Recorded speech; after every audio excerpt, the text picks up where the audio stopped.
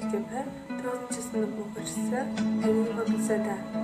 Мен Жамбыл Жабаевтың 175 жылдығына ұйымдастырылған челленджді Әлиеұлы бәйгенен қабыл алып, ысқақ баласаға жолдаймын.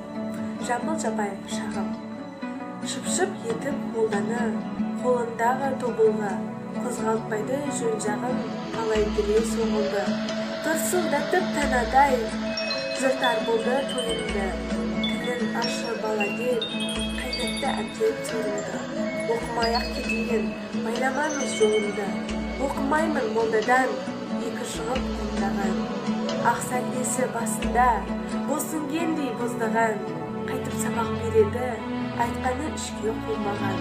Оқығанша мен деді, өлең кірген түсін, домбыраны қолға алам, жүрегімді мен болам.